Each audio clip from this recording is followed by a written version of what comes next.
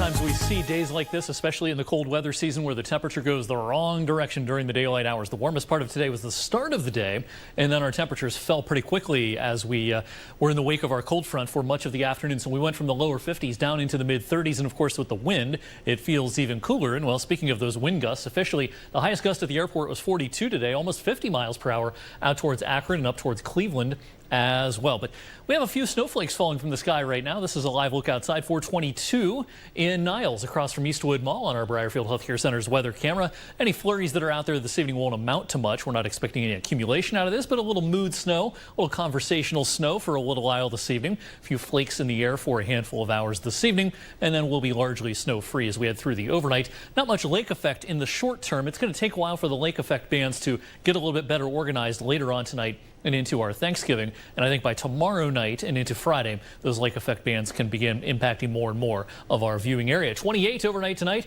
Again, best chance for flurries this evening. It's going to be blustery and cold throughout the night. Our Wednesday evening qualifier in the Do Cut Big Dig contest. It's Ed Kunzer from Struthers.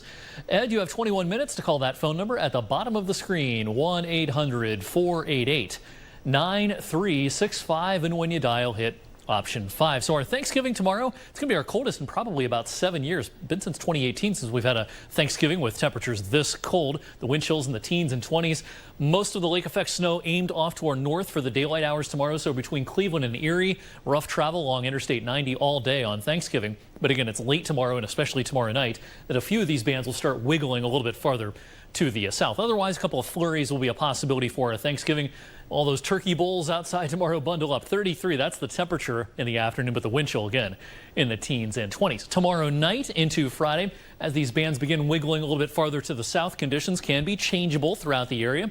Anybody who's out doing some shopping Friday morning or doing anything else involving being on the roads, especially around and north of Interstate 80, we'll have to watch for changeable conditions and slick, untreated surfaces. But even south of Interstate 80, while there won't be much accumulation, a few slick surfaces will be a possibility both Thursday night and during the course of Friday. Now, the weekend will start with less wind as high pressure pays us a brief visit, but there'll be a warm front heading our way Saturday night into Sunday morning. That's our next chance for region-wide snow. That won't be lake effect, but some wet snow will be a possibility as Sunday gets underway. It'll probably change to rain, though, during the daylight hours on Sunday. Again, between Cleveland and Erie along I-90, maybe a foot worth of snow in a lot of places. Ashtabula County and especially over into Erie County, Pennsylvania, and in our viewing area, coating to an inch roughly south of Interstate 80 around the I-80 corridor, an inch to 2 or 3. And once you get north of Warren up towards Cortland and especially into northern Mercer County, some places might see 3 to 6 inches or so worth of snow between Wednesday night, tonight, and during the daylight hours. On Friday, the cold's going nowhere in a hurry. Each of the next 10 days,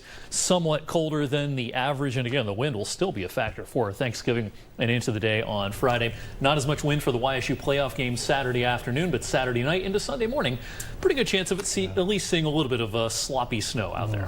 Well, at least we can all be cozy and warm tomorrow, eating all of our Thanksgiving food. We won't have to be outside. It'll be nice and warm in most kitchens.